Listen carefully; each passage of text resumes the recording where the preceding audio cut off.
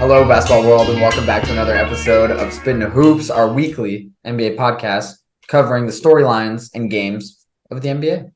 With my co-host Anthony right here. I think I pointed the wrong way, but This yeah, way, that way, other wherever way. we are. Wherever we are, we're talking hoops and we're spitting hoops. We are Spittin Hoops. It's been a pretty emotionally tumultuous week for both Anthony and I. For sure. I've fully disconnected from the Golden State Warriors as a franchise emotionally for the 2022-2023 season. Whatever happens from here on out will not emotionally affect me, I've decided. Anthony, your Boston Celtics pushed it to a game 7 last night. Jason Tatum, big performance in the fourth quarter after not performing in the first three. How are you feeling? I'll tell you something, Max. 2010, Lakers are up, Lakers are down 3-2 in the finals. Celtics blow it. 2012, Celtics are up 3-2 against the Heat. We blow it. Doc Rivers. Fast forward, 2015, Clippers up 3-1 against the Rockets. We saw what happened. 2020, the bubble. Clippers are up 3-1 against the Nuggets. We saw what happened. 2021, they're up against the Hawks 3-2, right? Or were they down? And then they made it a game 7. I'm not sure if they blew that lead, but they might have been up 2-1. They were up, though, and they lost to the Hawks. 3-2.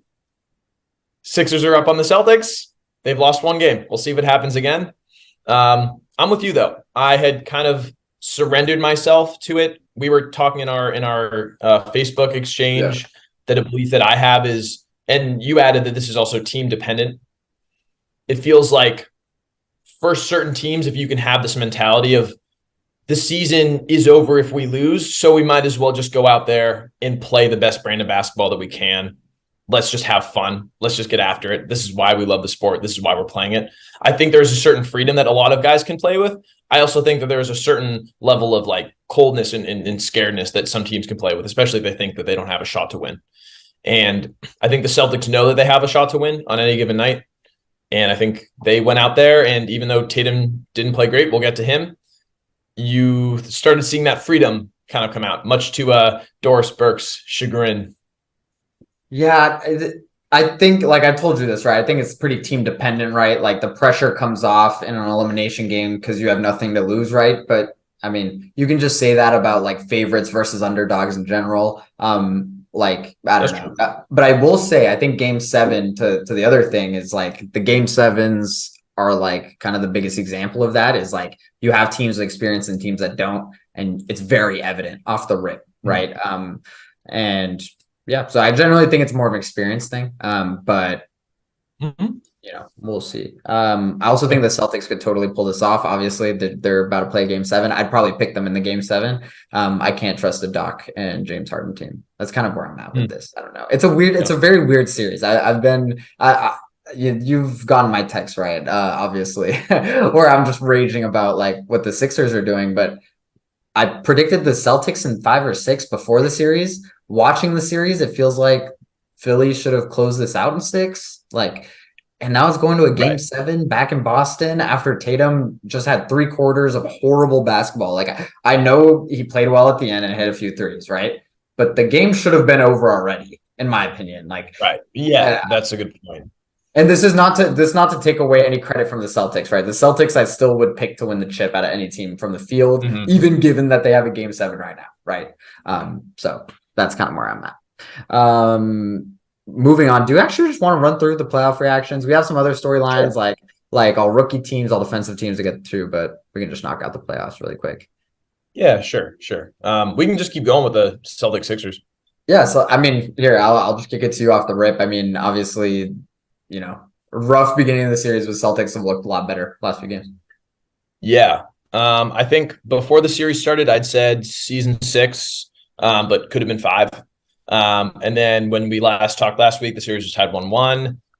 Frustrating game 1 loss with James Harden going off. I had a take that James Harden would never have a game like that again in his life.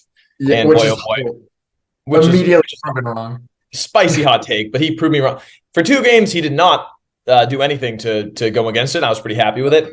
I did have I don't know if I said this in the pod. I remember telling a friend this at least. I had a prediction that he was not going to score more than 25 points per game. He was only going to do that once. So is that still in play? That might be in play. But Maybe. I was I very think far off on. you said you were never gonna have. He was never gonna have a 30+ point game, and that's it. I don't think you said 25, but yeah. Okay. Oh, okay. Okay. But obviously I was wrong on that. But I think it's been a frustrating series. Obviously, this is these are how the games go. It doesn't matter if you win by 40 or if you win by 2. But it definitely felt like we could have wrapped up the series a lot quicker, and that's why I thought we would have won in 6.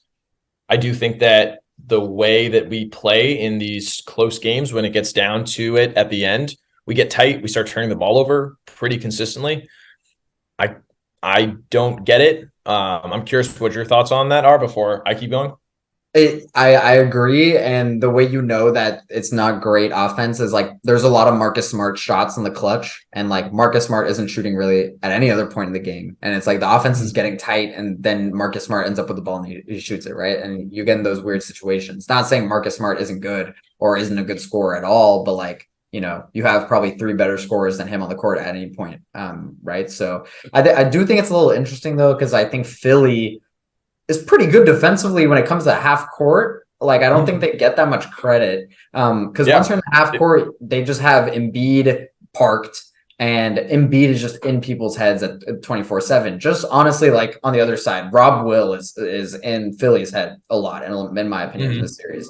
But I don't really have a solution, right? It's always been a little bit weird with the Jays at the end of games, to be honest. Yeah.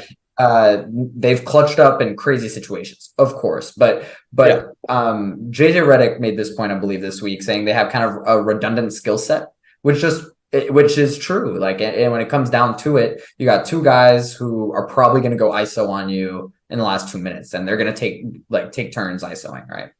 Yeah. And obviously that's an oversimplification. Like Missoula does run plays. When he calls a timeout. But that's kind of my thing. I also think not having kind of an orchestrating point guard affects that, right? Like as much as Marcus Smart is a good defensive point guard, is not necessarily like an orchestrator, but also an orchestrating point guard would probably take the ball out of the 2J's hands anyway. Right. So Right. it's kind of a conundrum with the roster construction, but I think you guys will be fine. At some point, Tatum is just good enough to score in the clutch. I Right. think you guys will figure it out. I'm not too worried. And that's what we saw really. Down 2, 4 minutes to go, and even though it was bad offense, kind of still, and a combination of Sixers playing very almost lazily, slowly, weirdly. But Tatum clutched up, right? And he hit a bunch of really difficult. I mean, some of those threes, they had to run plays for him to have that isolation shot, but it was still isolation basketball, right? He just happened to clutch up and hit some tough shots, and that's what superstars do. And we need more of that. I was having a debate with a buddy out last night, and we were talking about the Mamba mentality, kind of talking about Devin Booker and how well he had been playing during that series, and we'll talk about him. And he and I were, obviously we're both Tatum supporters, and we were talking about the idea of this Mamba mentality, and can you, is it there innately, or can you develop it over time? And he was on the side where if it's there, it's there. Like Jaylen Brown has much more of that dog mentality than Tatum. It was his take. And where I was coming from, it was a bit more of, I do believe that Mamba mentality can be developed. I don't think it has to be something that you're born innately with or whatever. But if you're not prone to it, you do have to work harder on it. And so my hope is that if Tatum can develop this Mamba mentality, I think there's no reason he can't be the best player in the NBA in a couple of years. But I think until we start seeing that, it's going to be tough. Yeah. I'm not the hugest subscriber of like the Mamba mentality thing. I think at some point, if you're the best player in the NBA, you're probably going to be more efficient in the clutch than anyone else, right? Like, and there are, inconsistencies with that. Like, of course, there are players who perform better in the clutch than others. But in general, I feel like that's kind of how it goes. But that's just how I feel about it. Like, I don't think LeBron didn't have a clutch gene before he left Cleveland and then just like grew a clutch gene in year 1 after losing to Dirk. Like, I don't know. I'm a little iffy on some of that stuff. I think a lot of it's situational, but I do agree though that like there is a little bit of a weirdness, like mentally with Tatum at the end of games. Like I don't feel confident like with him with the ball sometimes. Like when the shot goes up, it's not like, with LeBron or Steph or some of these guys, like totally anecdotally, you're just not going to question it, right? Like you're like, okay, like good shot, like hopefully it goes in. But with Tatum, sometimes I'm like, oh, I don't know. But I'm also a huge like supporter of Tatum. I've thought he's been better than KD for like 2 years now. And I hope Yeah, people see you've been that. consistent on that. So, I also think he's very good. Like this is the performance like last night. Like I'm like, yeah, that's Jason Tatum. When Philly throws the game away, Jason Tatum's gonna make you pay even if he's having that bad of a performance. It's kind of where I'm at. I'm a big believer in him. So I uh see that. I did want to touch on Philly on the other side. Yeah. What do they need to do to win this game seven? Um, I feel like James Harden's kind of due. I kind of feel like James Harden's kind of due for a good game. So I think like if they get a good James Harden game, anything is possible. But this is gonna become really ugly. Like this is gonna be a slow, grimy game seven. This is gonna be like a 70 point, like 77 to 79 game. I feel like I would just be Mm, shocked if it was like high scoring. I don't know. right. Yeah. I can see that. I think if James Harden has a great game seven, I can do nothing but salute him because I don't have a lot of faith in him as a playoff performer, as you know. I think some of the stats kind of combat against that, but just based off my eye test, I haven't been very impressed when it comes to late series performances for James Harden. The Celtics really need to bring the energy. Jaylen Brown was saying, guys, you've not brought the energy in this postseason. We need to hear this from you. And I think part of it came from I was at game one. There was a ton of energy in that crowd, but they lost the game, They and I threw think the that kind of game threw away. off. Yeah, They exactly. kind of threw the Celtics off. And Yeah. then in game two was a blowout win, so it's kind of tough to have like a lot of energy. Like when you hit a three and you're already up by 30 in the third quarter, that's not a momentum swing. That's like, hey, you added on to your stats. So, but I mean, I'm with him. Like we need to Celtics fans need to be there and show that energy for the Sixers to win. I think having Embiid in that free throw area is going to be huge for them in terms of like their offense. Having to double him quickly, he can pass out. If the role players can really step up, Tobias Harris played awful yesterday. If Tyrese Maxey can keep doing what he's been doing, he's really been my X factor guy in terms of who I'm scared of, especially with how quick he is, how speedy he is. Um, and if they can do what you had been saying, with which I do think they have better half court offense or defense rather than people give them credit for, those guys are flying all around, hounding the Celtics. It's not just Embiid. Embiid Yep. makes it easier for them to fly around because they can Yes. they can overcompensate and then you can drive by and then oh my gosh, Embiid's there and it changes the dynamic. But to their credit, they are flying around. They're playing good defense. So if they can do those and it's a tight game, I'm worried for the Celtics. I will say I'm worried for the Celtics. If the Celtics can get off hot, then I'm not worried anymore. Much like game 7 of last year against the Bucks, where we were just up by so much that you didn't have to worry about the crunch time. Um, so, but if it's a close game, my blood pressure is going to be 160 over 110, brother. Yeah, I don't know. I think this game is just going to be a wild one. Just like you're saying, like just like the last few games have been, like people flying around the court, Mhm. and I do think the greater point about, like you were saying about Embiid, is that he ensures that the rest of the defense can do that. Which I think is interesting. I I don't know which way to go. I think the Celtics should win, right? But Yeah, should win. Yeah. it should win. I also I do feel like there's the Sixers have people that can play in a game seven. Like I feel like B-Ball Paul can play in a game seven, but I just wonder if Doc Rivers is going to give him minutes. Like Mhm. some of these role players, like I think hustle role players end up being super valuable in these Yeah. situations. Like Like Niang. yeah, like Niang. I don't even Well, think Niang's very good, to be yeah, honest. but he hustles. Exactly. So I don't know. I kind of feel like James Harden's due. There's no historical basis for this Yeah. prediction, but I kind of feel like James Harden's going to have a good game. Whether Philly wins or not, we'll see. I don't Yeah. Fair know. enough. That's kind of where I'm at. And then, sorry, last thing is Joel Embiid. I think Game Sevens are going to play very well into his play style. But Hmm. I don't know how much of an influence you can have unless you're dropping like 35 to 40 if you're Embiid. So Yeah. because he's gonna create open shots for other guys, but those other guys, the percentages are gonna be way down because it's a game seven. Like game seven shooting percentages are just like, yeah, I don't know. People get tight. Yeah. Yeah. Game gets slow. Yeah. Mhm. Moving on. We have the Knicks and the Heat, who are playing. They're playing today, if I'm not mistaken. Yep. Game six. Scott Yep. Foster 7. is reffing, if I'm not Okay. mistaken as well. Hmm. Um, If you know, you know. it's been a weird series, right? Miami goes up 3-1, and then New York takes a game back, but honestly, kind of an ugly game. Mm-hmm. Um, I personally feel like Miami just shouldn't have, like, I had New York in six, right? Like I don't feel like Miami should have been in this series as much as they have been, let alone, go up 3-1. But the Knicks still look pretty good. It just feels like Miami's going to end up winning either this game or game seven. Um, Mm-hmm. um, yeah, Jimmy Butler is still the best player in the series, and at some point that's going to pay out, I think. So, Totally. Yeah, he's slow. He is slowed down a little bit. He didn't have like the greatest game in that loss that they had, and their late game execution was.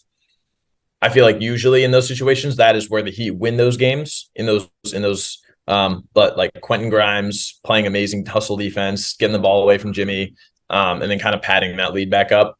I had Heat in 7 predicting this series, mostly because I did think it was a toss up. So yeah. um, I could totally I think one thing goes to show for sure is that we just don't know what's happening in these playoffs. We have just been consistently proven that what we think is going to happen is going to go differently. I think some of the stats that I've been seeing, obviously Jalen Brunson playing huge, averaging 29, 6, and 7 in the series, showing why he's worthy of more than the contract that he's been given.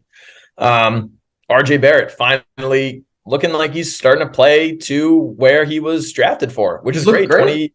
23, 5, and 3 in this game. Yeah, yeah. Some late game, snafus, but other than that, I think it's good. Julius Randle, I'm not very impressed with, even though he's averaging 20, 10, and 5, but I just think I don't know. I'm not too confident on him. Something that's interesting is both of these teams are shooting terribly from three, like 30 and Yeah. 31% respectively. So I also think this is going to be, like you said about Celtics Sixers. I think this is also going to be some low scoring games. I agree, but I do think there might be a regression game from one of these teams. Maybe just someone like some team just starts like makes 25 threes in a game and you lose, right? So like All the role players on the Heat or yeah. something. Mhm. Um we were discussing this a little bit. There's kind of a chess match going on that's a little interesting. Without Julius Randle, the Knicks only have one true big on the court usually. Mhm. And as much as Julius Randle does play in the perimeter, he does need space to operate, right? And Mitchell Robinson kind of takes up some of that space on offense. Yeah. Because Mitchell Robinson doesn't do too much of like the high screen handoff stuff, which pulls you out of the paint even if you can't shoot. Mhm. But you kind of do need Mitch for the defense and the rebounding when Bam is kind of killing you. And I know Julius has played on Bam. I know Mitch has played on Bam. And But Hardenstein too. yeah, and Hardenstein who's looked pretty good to be fair Yeah. as well to him. But I just think it's a funny series because you see the effects of spacing, right? Like in my opinion, the Heat they're basically just going 4 out and 1 in. And it's Bam inside or it's Cody Zeller inside. And then we just got 4 shooters from there. And with that, it creates like a lot of room to operate, but it also stretches out a defense a ton. What they've been doing, which is really interesting, one of the reasons Mitch has struggled to get rebounds is if you shoot a three, right, the rebound's going to go further. And so Mhm. uh, uh, what they've been doing is like guys like Duncan Robinson, Struess, etc. Instead of crashing the boards and going directly up for a basket, they're crashing out towards the free throw line. And this Mhm. adjustment, if you go through the stats, like a lot of these role players, they'll just end up with like Caleb Martin, he'll just end up with Yeah, like eight rebounds or whatever. rebounds exactly just from Right. crashing the free throw line. And it's Mhm. something that someone I follow on Twitter, I wish I gave them a shout out because they deserve credit. They had this compilation of them crashing the free throw line. I thought it was fascinating. Sorry. But this it's just this very interesting chess match because then it's like Mitch needs to be there to rebound, but you're not getting rebounds because they're shooting threes, but you need his defense. But Kevin Love is on the perimeter, but he's also taking space up on into your offense because Julius can't operate in the paint. And it's to me, it's fantastic. Like I think it's amazing to watch. I think this is the basketball junkie series, like all the little matchups, all the little adjustments. I thought it would be Warriors Lakers just for the hype, but this is really the one. And it wasn't Suns Nuggets because Nuggets were just better. So. Yeah, totally. And real quick before we can move on to the Nuggets Suns, this is a good segue. I'm with you. This is definitely like the best like X's and O's chess match series with two great head coaches as well. And at the same time, this is going to make one of them win the finals, but this is the series with the two teams that I feel like most people believe will not have a strong finals impression or ability to make it to the finals. Yes. We'll see what happens though, because I'm not. Yeah, it's going to be tough to bet against either of these teams. Like, to be honest, if the Knicks pulled out this series in 7, like going into the next series, I'm probably still going to pit the Celtics or Philly, but I'm not going to feel too confident. And then like, if the Heat come out of this series, it's like, are you confident ever betting on Jimmy Butler against Jimmy Butler? Sorry, Jimmy Butler against Philly in an Eastern Conference Finals. Like, I'm putting the mortgage on Jimmy Butler, and it wouldn't even be for basketball reasons, which is like heinous. But there was another thing I did want to talk about with this series that I am completely blanking out on. Grimes and Jalen Brunson played 48 minutes. I was looking this up. I was like, when's the last time someone played 48 minutes in a basketball game? It was actually just a month ago. Memphis Grizzlies two-way guy played 48 minutes when they were like throwing one of the games. The big man who scored like 42. No, like it was that game. So it was the game Kenny Lofton scored 42, but it was Vince Williams was on a two-way, and then Vince Williams got a full contract, right? Wow. Yeah. And then played 48 minutes, and then Kenny Lofton though scored 42, and I think they might have cut Vince Williams or someone else. I think they might have just cut Vince Williams and then given Kenny Lofton the contract right after. Which is hilarious to me. But Vince Williams, shout out, last guy to have played 48 minutes in a game, which was just a month ago. So nothing special there. I did think though it was fascinating to see Brunson on the interview after the game. He wasn't really panting that hard or anything like that. It's like, dog, you just played 48 minutes in a playoff game, like. You're a psycho. Like you're. I love it. And I love it. Or Quentin Grimes getting basically a game clinching steal at the end. Like, I respect to those guys heavily, and also respect to Tibbs because you're a psycho too, Tibbs. Yeah. He's psychotic for sure. But homie's making this this is a great series. Definitely gonna try to lock in for this game and see if the Knicks can keep on rolling in Miami. That'll be tough because they haven't won a game there yet. I also feel like the stadium's gonna be jumping a bit. Like Knicks fans have been talking a little bit, like just on social media. It's not saying like the whole fan base is. If anything, I feel like the whole fan base is trying to get people to stop talking. So you see some of the videos. I know Miami's going to keep receipts. So. Oh yeah. Jimmy doesn't forget. Yeah, Jimmy doesn't forget. Moving on. Lakers Warriors. Okay. Lakers Warriors. Let's do it. The Warriors were down 3-2. Before this series, I predicted we would win in 6. Quickly, I was proven wrong, right? To be honest, so it was a split first 2 games. And then, Warriors lose both games in LA. It's predictable. To be honest, it's just predictable. I think, I'm sipping the Kool-Aid too constantly of the Warriors. We have Steph Curry, we have this good squad and whatnot, but this is kind of what the team's shown all season, losing important road games and not locking in when it matters. Steve Kerr drawing up a play that's not for Steph Curry in the last minute of a game, and it is what it is. I don't have too many things. Like I said, I'm pretty emotionally disconnected at this point. I would love to see some Kuminga minutes finally. It would be nice. We're not going to get it because even though Wiggins is hurt, he's not going to give minutes to Kuminga. But Moody's been really good, which is great for the Warriors. Yeah. But on the other hand, you guys like Lonnie Walker has been great. Dennis Schroeder's been great. Like all these guys. Mm-hmm. And if you would have thought outside of like the starters, who's got a better bench, like the Warriors on paper should have a better bench. We have like $160 million like put into that bench, Right. and it's not better. So it's kind of a failure of, I think, of a lot of players, of a lot of locker room culture stuff, but also of ownership. And it's kind of coming to a head. Who knows? Maybe Steph Curry pulls us out, and I'm still like saying we're going to win the chip next week, but that still doesn't mean there's not underlying issues. And I also want to give a ton of credit to the Lakers. They've been amazing. Like LeBron has not been the best player in the series, and he's been great. It's been AD. AD's been the best player in the series, I would argue, or Steph, but for the Lakers. So it's been a great series. Also, just theater all the time. So. Oh yeah, it's been a really really great series. On the AD note, I'm glad that he doesn't have a concussion because that definitely would have sucked for like just in general the competitive spirit of the game. Yeah. Didn't love the guys on inside the NBA like laughing and making jokes about AD. I get that he gets hurt randomly and a lot and stuff like that, but like anytime it's like a potential head injury or whiplash or whatever it was that he was hurt from, like I mean, I don't know, unless he's like absolutely like fraudulent in terms of his injuries or something. Like, why would any respectable basketball player the game was controlled by the Warriors. I think they were up by like 12 at that point and hung on to win by 15. So it's not like it was like super close, but I don't understand why any self-respecting player would stop choosing to play. So I didn't really like that response by those guys.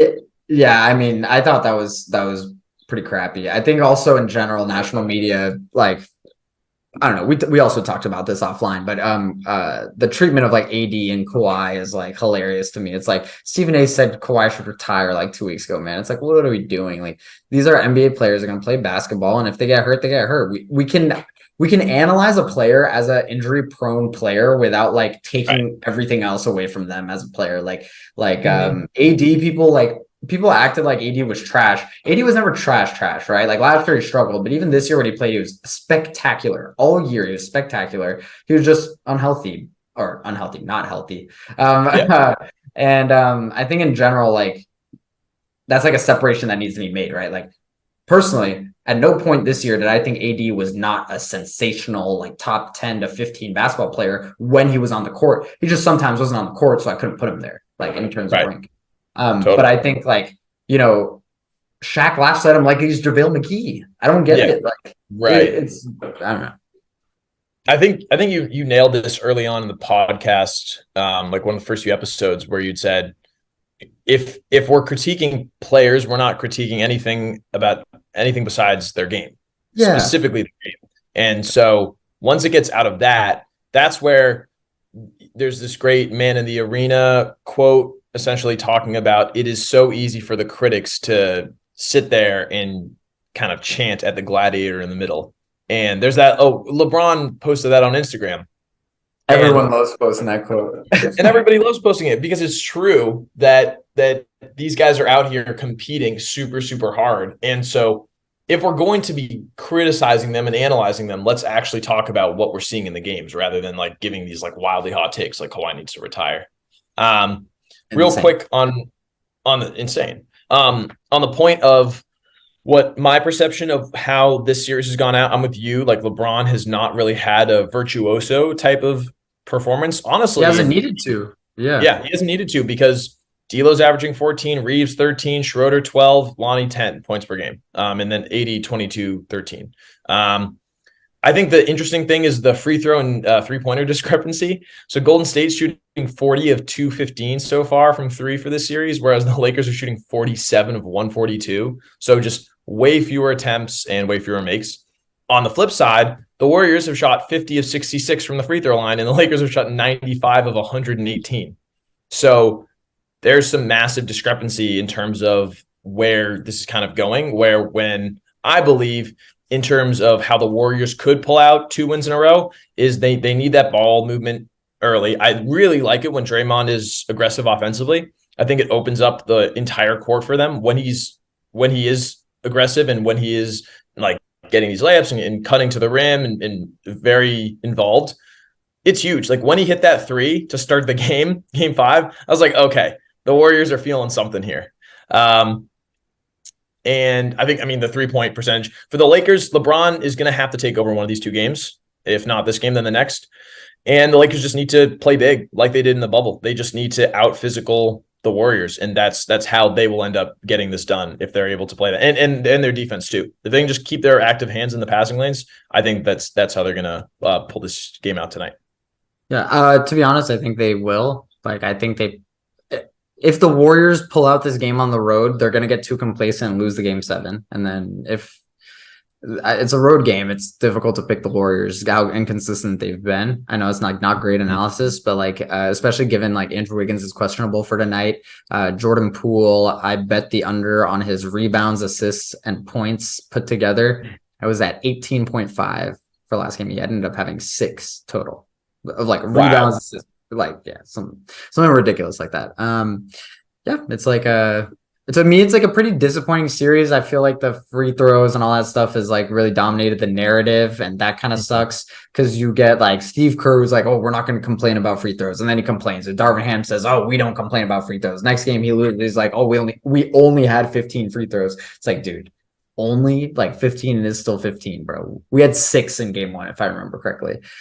Also, like, I don't Warriors homer here. I don't love the argument that the Warriors play perimeter basketball, so they shouldn't get as many calls. We had 26 basically on average, if I remember correctly, free throws a game against the Kings last series. Not as good of a defensive team, but that is one thing. And then also going into the series, if I remember correctly, the Lakers and the Warriors shot the least amount of shots in the paint out of all playoff teams after round 1. So that's kind of where I'm at with that. When you have AD and LeBron and Austin Reeves, you're going to get calls, I guess. But I just think the discussion's been dominated by that. The Lakers are a bit better than the Warriors without the refs. And that's like, it's been a gap so far. Yeah. I mean, I feel like I see a lot of like Lakers Twitter showing clips exactly.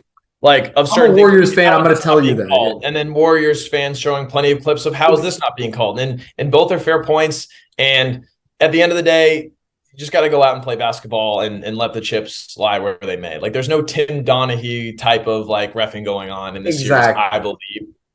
Like I think if you look at those free throws, like for the most part, like they are relatively valid. But like you're saying, obviously that discrepancy is annoying, but it shouldn't be like the narrative of why the series is where it is. It has not at all been like a deciding factor in this series, in my opinion. Like, I don't know. I totally agree. I also think, what was it, game 3? I think it was game 3 that we lost, where we threw the game away, and we were up 12 in the second quarter.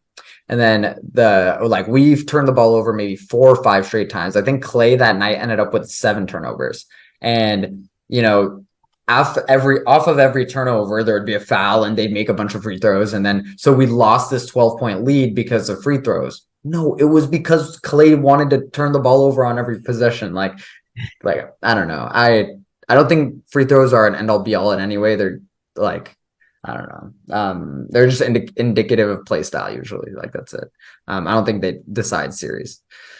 So did you give a prediction? I'm sorry. I had Warriors in 7 in our last pod, so my prediction is technically still in play. I mean, they have to win 2 games in a row, so I mean, the math is making me think that the Lakers are going to win this game, especially because AD is healthy, and I think LeBron is also, like you were saying about Harden, I think LeBron's due for a great game. So I'll go with the Lakers. I'm not sure if they'll win this game or the next one, but I feel like it's more likely than not that they win one of 2. But I'm still not very confident in that. Yeah, I know I sound negative, but I think there is a good-ish chance that the Warriors win this series, like as good of a chance as there could be down, in this situation. Right. But yeah, my genuine prediction is probably that the Lakers win tonight in this game 6 and end it. But should the Warriors win tonight, they've got a game 7 in Chase. I think, for a Lakers Warriors game 7, that stadium would be lit. But that stadium has been kind of dead this series. Not that the Warriors have given us much to root for, but But we'll they were electric in your last game 7, so I think they would yeah, bring it for sure. exactly. It'll be fine. And then both of these teams are really just fighting over the honor to get destroyed by the Nuggets potentially in the Western Yeah. Conference Finals. Yeah. Who the Nuggets closed it out last night against the Suns. This was probably like my series I was like most happiest about, right? Because like the Suns go down. This is like a team that gets thrown together at the deadline, and everyone's picking them to go to the finals. I think half or three-quarters of ESPN reporters picked the Suns in at least 6 games. I'm like, dude, what are you guys watching? The Yeah. Suns' lack of bench, lack of defense, etc., feels like it caught up to them. Game 5 and 6, I kind of felt like the Nuggets had it like kind of starting to get it figured out, and then 6 is where it culminated.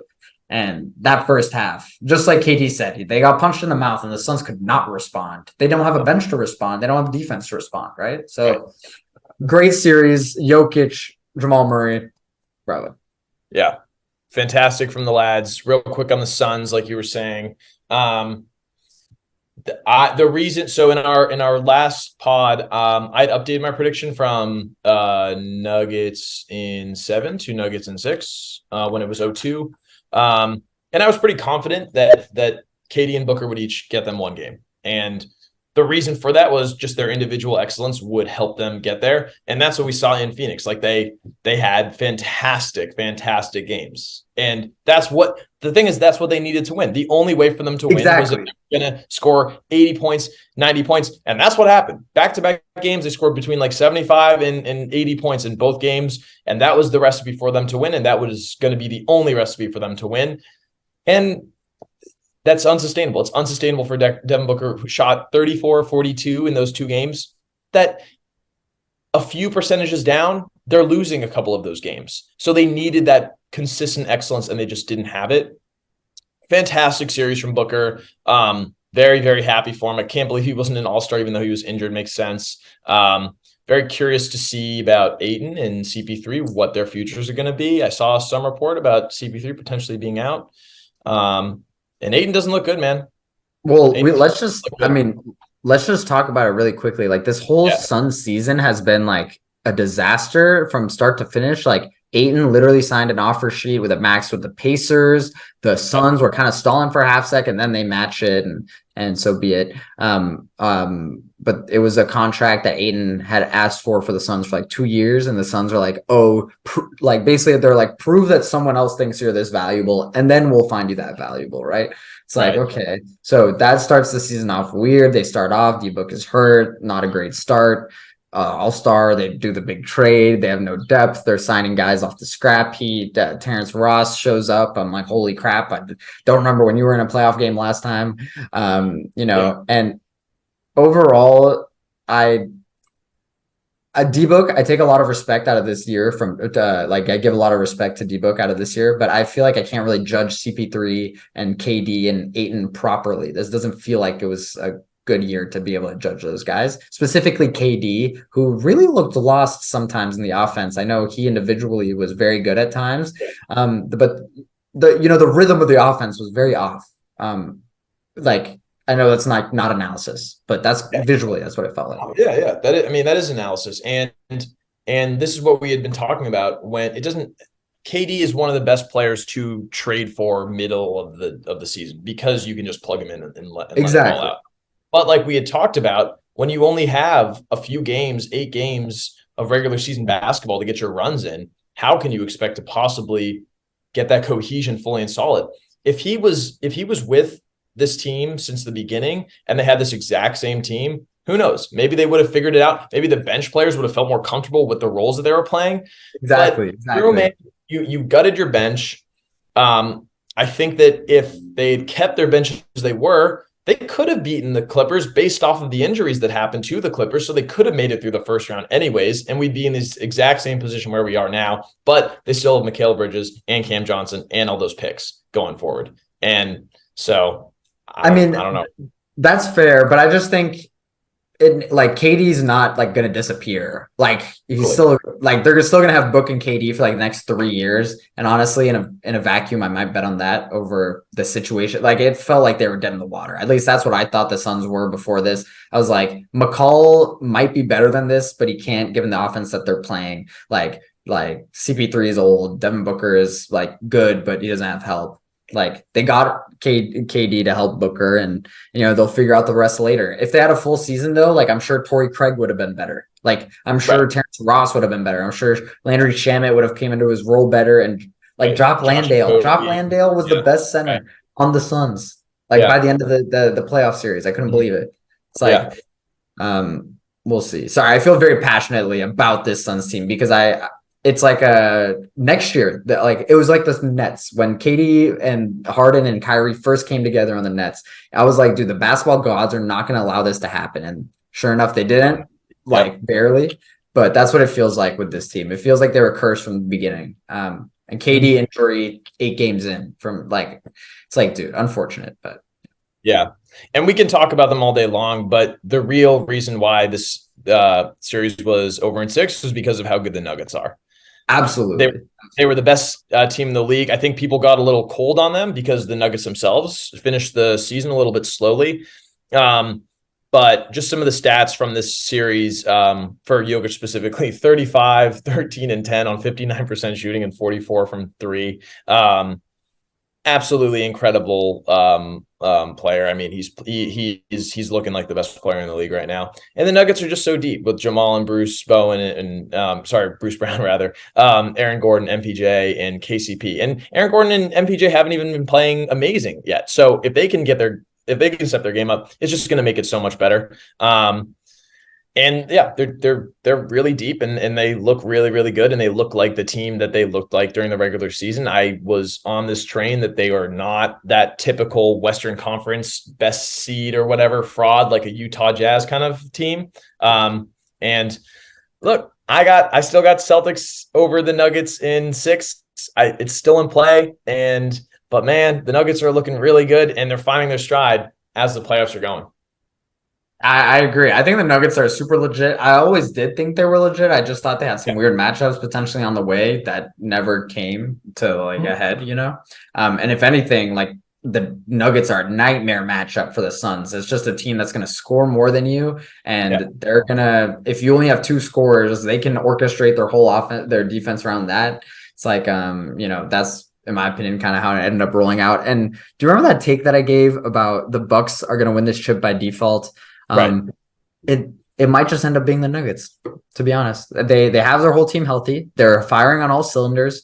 There's not been any signs of slippage in terms of game plan, in terms of, you know, skills and talent and injuries. I don't know. I've been very impressed with them. After round one, I was a little bit like, okay, like I feel like the T Wolves played y'all really well. Like, what's up with Mm-hmm. this? But I see no red flags with the Nuggets. I still don't think their ceiling is as high as other teams, but right now, Right. no team is at their ceiling. So They've played with the least amount of concern to have for sure. For exactly. sure. And side note, their defense is really fascinating to me. I thought MPJ has stepped up severely. MPJ, I thought, or I still do believe this a little bit that he's like a minus defender. Mm. But stuff like he does a lot of like helps off ball that kind of work out sometimes, and it's like I could see like he's getting better. Now he can actually play even if he's not scoring the ball super well. Right. Which was not the case a year ago. So that's been a cool subplot, and I could see him stepping up in the next few series. Last subplot that I just want to touch on in the series really quick is just Matt Ishbia. Oh He's been in yeah. the news a lot lately. First, like Ishbia, he did a podcast with Bill Simmons talking about the beef that he has with Dan Gilbert. Dan Gilbert, obviously, when Ishbia was doing the rushed takeover of the Suns at the trade deadline, because they needed to make the KD trade, and they Yep. needed approval from Ishbia, who was about to take over the team. Dan Gilbert was the only one to vote no because they have beef as mortgage people and Did he vote private. no or did he abstain? I know he didn't Yes, vote yes. yes, Yeah. But abstain. same Yeah, difference. Yeah. no, you are right though. Yeah. And then obviously this week, Jokic, gets tangled up with him on the sideline. People are like, suspend Jokic, and Ishbia comes out. And he's like, guys, I don't want Jokic to be suspended. As if It wasn't. You're not the one deciding, man. First of all, but Yeah, like, yeah, he comes down. He's like, it needs to be fair basketball. Fair yeah, basketball. Like, all right, yeah, yes. If it's fair basketball, your team's gonna get spanked. That's what happened. And yeah. I think it's a great storyline though. I love owner beefs. I also love that Joe Lacob and the Celtics owner have beef because Lacob used to be a minority owner of the Celtics, and I don't know. All that stuff like is super entertaining to me. Oh, Long it's live NBA hilarious. basketball drama. Oh, it's awesome. I really liked it, and I know that hopefully what Ishbia was going to say about his altercation with Jokic wouldn't have had an impact on whether Jokic was suspended or not. So that being said, he's an owner of a team, and his word does carry a lot of weight. So I did respect the fact that he's like, yeah, I don't give a fuck. Like, pardon my French, but I don't mind. Like, this is Yeah. basketball. We're having fun. And I like the way Jokic said it too. He's like, "This is a fan that's trying to grab the ball and won't get out of my way. I'm trying to get the ball. Yeah, We have a 5 on Jokic, score." there's no chance he knew that was Matt Ishbia. There's zero Yeah, chance. literally zero chance. Like he doesn't. He could give a damn about celebrities, and especially if you're a rich person that's not a celebrity. Like, how's he Exactly. gonna know? Yeah, he's just The some only reason any of us know Matt Ishbia is because he's the owner of the Suns and because we've seen him exactly a lot over the last week. right. Like, And we only know about him because of their terrible owner beforehand, who and Matt Ishbia is now the new owner of that. But I can't tell you off the top of my head who half the owners in the league are. yeah, I totally Yeah, agree. So for sure. that covers the playoffs for now. Now we have some all rookie teams, all NBA teams, all defensive teams. We're just gonna run through them pretty quickly. Overall, I thought these were pretty good. I thought the NBA kind of killed it this year. The only thing was all defense. There was a few guys. We'll get to that, but let's start with all NBA. Let's just go quickly. All NBA first team. We had Luca. We had Shea, Jason Tatum, Giannis, and Joel Embiid. Joel Embiid, obviously, who wins MVP, also gets first team. No weird stuff happening there, which I actually Yep. predicted in our first podcast. I was like, oh, maybe they'll do like the weird stuff where someone's MVP, the other guys all NBA first team, but Right.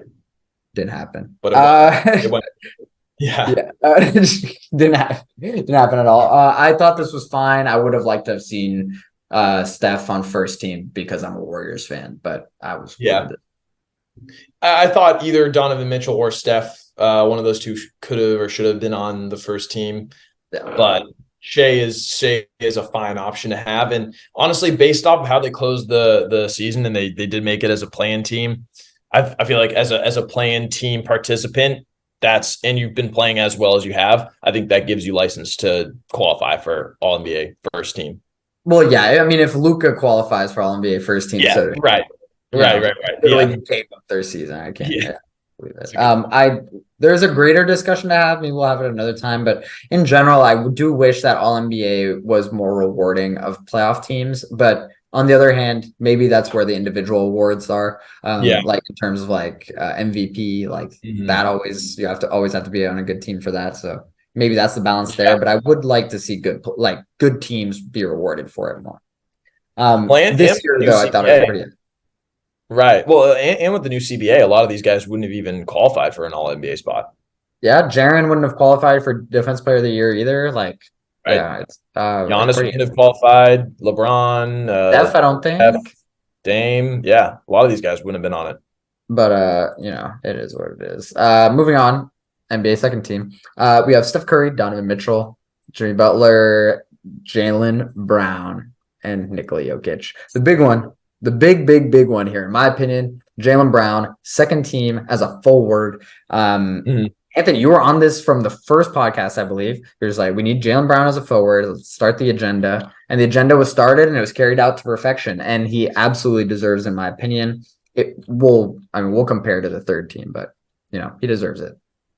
Yeah, totally deserves it. I thought he played like one of the top 15 players in the league this year and was definitely deserving of a team. He played most of his minutes with two Celtics guards on the floor. So I'm glad that they did give him that, even though he's listed as a shooting guard. I think this is a pretty good list of second teamers. Obviously, Jimmy Butler has more than proven why he deserves to be on the second team, even though he was amazing in the regular season anyways. It always sucks that Jokic can't be on that first team, but that's just the way the voting is, and I think that's going to change for next year. So we'll likely see the two of them on the first team next season. And the floor of any of those guys, I think in my mind, were second team. So I think that this was a great call for all these guys. Yeah, I was definitely worried that one of Jimmy or Jalen was going to end up Mhm. on third team Mhm. instead of like LeBron or something or Julius Randle. Right. And thank God that didn't happen. I actually think this list ended up aging pretty well just in terms of Yeah. comparing it to like playoff performances. Like because Jimmy didn't make the All-Star team, he makes All-NBA second team, which that voting happens before the playoffs, and Jimmy has just carried his whole team and it's been fantastic. So Right. that's aged pretty well. Donovan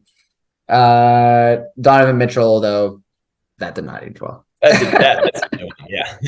Yeah, but let's get to the All NBA third team, and I'll start off just really quickly. So obviously it's Fox, Lillard, LeBron James, Julius Randle, and Domantas Sabonis. Kills me that, in my opinion, two of these guys are not the best player on their team, Sabonis and Randle. And that's something that's going to be nice about the positionless stuff because, like, Brunson, in my opinion, like, just as a representative of the New York Knicks as a player who should have been on All NBA, it should have been Brunson. Like Mhm. if you're thinking about All NBA, and I know it's by position, but yeah, it is what it is. Same with Sabonis. Same with Sabonis got locked up by Looney for a whole playoff series, man. So. Oh, totally. Yeah. Sabonis was very worthy of this all NBA Absolutely. position. Absolutely. But like you're saying, it just didn't translate in the playoffs. Maybe we'll see what happens next year. Maybe he can kind of figure out like what was going wrong. I couldn't really, he just seemed off. Throughout the playoffs, especially as it went on. Dame, I'm so happy he made it because he had such a fantastic season. So well deserved, even though by far the worst team. And again, I come from the perspective where this is a little bit more individualized, so I don't put as much weight on where they finished in the playoffs. And I mean, he was just amazing this year. Randall is, for my mind, Randall's the biggest guy of this entire list that I wish. Can't believe it. I The can't. history books are gonna have a Julius Like, Randle All NBA third team this year. Like it's it's insane. crazy. It's insane. Like I would have put AD over him. I would have put Jaren Jackson Jr. over him.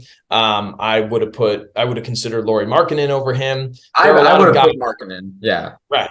So there are a lot of guys. And then if it was positionless, like you're saying, who's more effective and who's more impactful to the Knicks' success? Forget playoffs. Even in the regular season, it was not Julius Randle who was the one who was catalyzing all this great success. He had fantastic year, and I'm glad he is on the Fantastic. team. Yeah. Like, there's no doubt that it's not like he doesn't deserve the award. It's more that there are other guys in my mind who played more deservingly for an all NBA spot.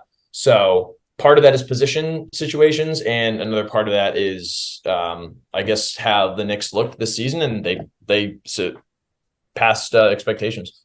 And I don't know. I think this award, although it's individual, kind of at some point becomes a points per game award. Right. And that's one of my critiques is like Julius Randle. I know he had 25 a game, and he was great this season. He was an all-star, and I think he was an all-star and Brunson wasn't, or Correct. which was crazy as well. Like that blew my mind. Yeah. But it's just because he averages more points per game. Like I think any Knicks fan could tell you, who do you want to disappear for the rest of the series? Like it's if you got to pick Mm-hmm. between Randall or Brunson, they'd pick Randall to disappear. And I just think that it's like a failure of the system. And I believe Brunson was hurt for a while, so there's that. John Morant had his stuff. So Right. there's always situations with all NBA Yeah. and awards. So I don't want to flame Randall too much because he was great this year, but it doesn't feel great when guys like AD and Markkinen and I'm actually Markkinen's not even a good example, but Right. Real quick. One other thing I just wanted to say about like the all NBA teams is that I think is incredible how many like I think this says a lot about where we are in terms of our guards this season. Some of the guards that just did not even make it that we already talked about. We already talked about Jalen Brunson, but Kyrie, Trae Young, John Morant, Darius Garland, Obviously Tyrese Halliburton. Not that Jamal Murray, Drew Holiday. Not to say that those guys are all deserving, right, of being on it. Devin Booker, Anthony Edwards. There's just They're all so more many. deserving than Julius Randle, bro. Like, Right, right. And James Harden, like there's so many great guards in the league right now, and I think that's so cool that there's just studs everywhere. DeMar DeRozan, so many guards. I totally agree. I think a lot of this gets fixed by the positionless stuff, in my opinion. And it is kind of interesting though, like if you just thought about it, like if you had to redo positions now for this, you wouldn't really do like two guards, two forwards, and a center. I feel like basketball isn't really played like that. It's if anything, it's like three perimeter. It's like three out, two in. Like that would be the way your mind first. It's like front court, back court. Right. Yeah. Um, uh, I don't know. So that's just funny to me too. That basketball has become positionless, and the rewards are gonna the awards, sorry, are gonna reflect that.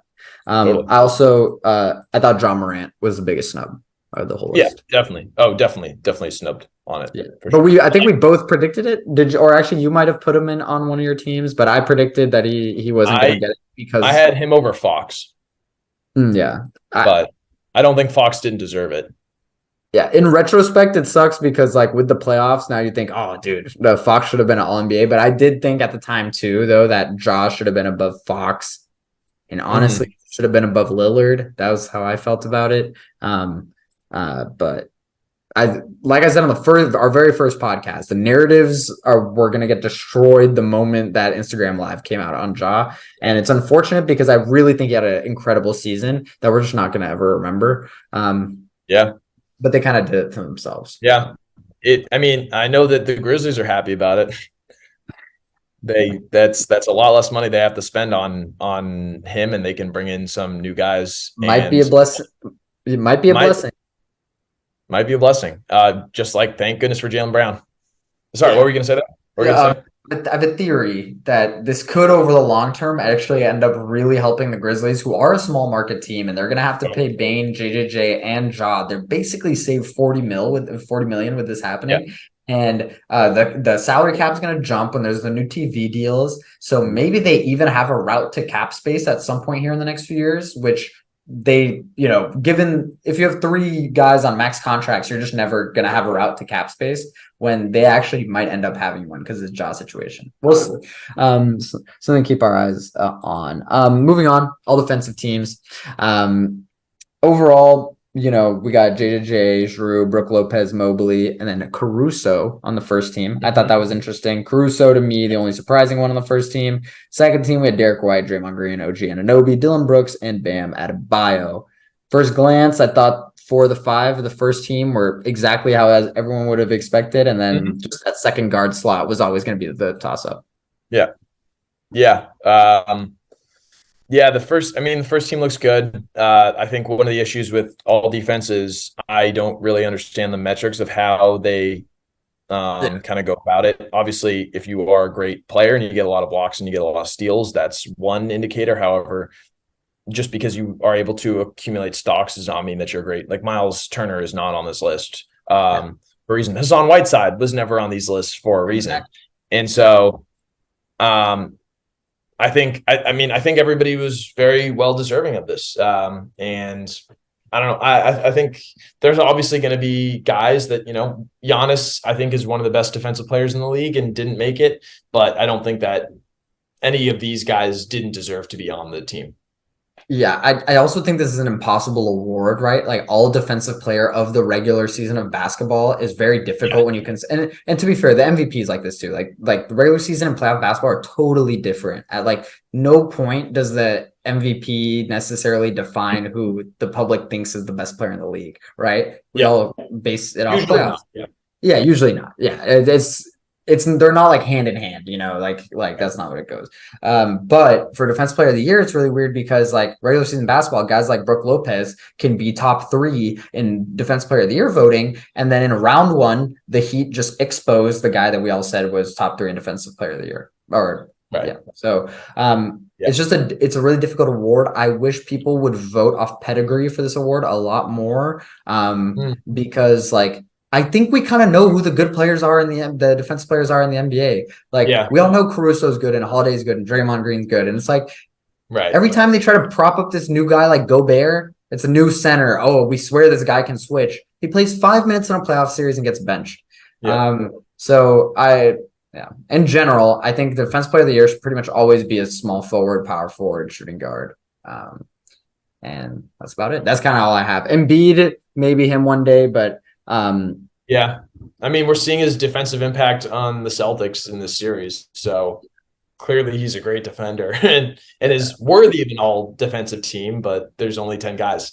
like would you take Brook Lopez just on defense? Just Brook Lopez defensive skill or just Joel Embiid's defensive skill? Joel Embiid. I would take Joel Embiid 10 times out of 10. Because But who had a better regular season on defense? I guess Brook Lopez gets that because of because it's like such a it's if a history book had told you like Brook Lopez was like the best player, I know it didn't happen. He didn't get voted as defense player of the year. Yeah. But if he shouldn't like there's no good middle ground because there's no like you can't really put the playoffs and that together. But like I don't know. In my opinion, it should be like the best defensive player in the NBA for that year. Like who is actively the best defensive player, not who had the best season. But that's just not how it works. Yeah. Sorry, that's my huge rant on this. All the defense stuff. Also, shout out Jalen McDaniels in Minnesota. You deserve to make this. Yeah. Yeah. I think we both had him as guys we wanted to see on that team. I think I had him first team too. I think I had him over Caruso. I don't know if I had Caruso on the list, but we did shout him out as someone who should make it, obviously. And then Dylan Brooks on second team, and the Grizzlies tweeted that out, even though they don't want him on their team next year. So that's fun. Moving on. Yeah. Moving on. All rookie team. I think this is the easiest one. I had no adjustments. Tari Eason is the only guy I thought you could maybe take out for Shaden Sharp, but I don't even know if there's positions on this one. So yeah, I thought it was great. Paolo, obviously, Walker, Kessler, Keegan Murray, Jalen Williams. Those are the guys I would have locked in. Benedict Mathurin had a great start to the season. I thought he kind of cooled down a little bit as the season progressed, but I don't really know who would go in that spot instead of him. A lot of people argued Ivy, who had a really good back end of the season, but I kind of just feel like his usage went up, and it was like a similar situation where Matherin's usage started high and went down. Like that's kind of how I feel about it. But. And he didn't and he didn't capitalize off of the injuries that Halliburton had to be more effective. Yeah, but he ended up with good counting stats though. Like in general, I feel like Mathurin was quite good this season. I felt pretty strongly that he should be like the fifth guy on first team. So I feel that. Yeah, I just pulled him up. 16.7, 4.1 boards, 1.5 assists. He's a scorer. And it's pretty similar stats to Jaden Ivey, though, to be honest. I just thought I kind of liked what Mathurin was doing a little more, but Shaden Sharp missing it. The two guys who missed it that, in my opinion, really probably should have were Andrew Nembhard from Indiana as well, and Shaden Sharp from Portland. And then I say that, and you look at the second team, it's like, would you put Shaden Sharp over Jabari Smith, Jeremy Sochan, or Jaden Ivey? Probably not. So probably not, but the close to his season was like so on fire. I think he was averaging like more than 20 points per game for the last few weeks of the year. So he definitely has that. But like you're saying, you have to take one of these guys away in order for him to be justified. And there are arguments for it, but the arguments aren't necessarily glaring like this was an egregious snub or anything like that. Yeah, I think there's a good chance he ends up being a top 5 rookie from this class. Yeah. Oh, totally could be. And if anything, I think it's kind of likely given the situation and the skills he's shown. He's playing next to Anthony Simons and Damian Lillard. Also, it's like, dude, you're not touching the ball, bro. You're not. Yeah, you are not touching the ball. You play the same goddamn type of position as those two players. Yeah. That Portland had 20-point per game scores. He couldn't be popping off. I would have liked to see a little bit more Dyson Daniels love. I would have liked to see a few more people go rogue and vote him for second team. When he was good this year, he was lit. When he was bad, he was ass. But it is what it is. Yeah, Cool. but Jalen Duren, Tari Eason, Jaden Ivey, Jabari Smith Jr., and Jeremy Sochan. Sochan. Sochan. Great. Sochan for the right way to describe his name. And I think we got it there. Yeah. Wait. Last thing though, I just want to give Sochan a shout out though, like, and the voters a shout out too. Like, people did not need to watch the San Antonio Spurs play, and Sochan is like this really impressive kind of like power forward, small forward, but he can kind of handle like a tiny bit, but he's super switchable on defense, and he's like hustling all the time for a team that won like 20 games, right? Like, I'm happy he got votes because he's really not that much of a scorer. And if you just looked at his stat line, you would definitely just kind of think, oh, Shaden Sharp should be ahead of him. But I'm Right. very happy he made it. He's been great. Gives me Rodman vibes with the hair and with the kind of combo forward aspect. Yeah, like and hustle, like all time, like yeah. Yeah, and played for a team that Rodman played for, so just a lot of overlap there. A little bit unsuccessful Rodman on the Spurs, but you know. Yeah. Yeah, cool. With that, so we covered the playoffs, we covered all NBA and teams and whatnot. I guess next week we'll be breaking down potentially some Eastern Conference, Western Conference. Actually, definitely. Yeah, we'll be right in the middle of the series. Yeah, I'm tweaking. Yeah, so that'll be good, man. Yeah, and until then, we'll just be chilling here at Spittin Hoops. Y'all be easy. Peace.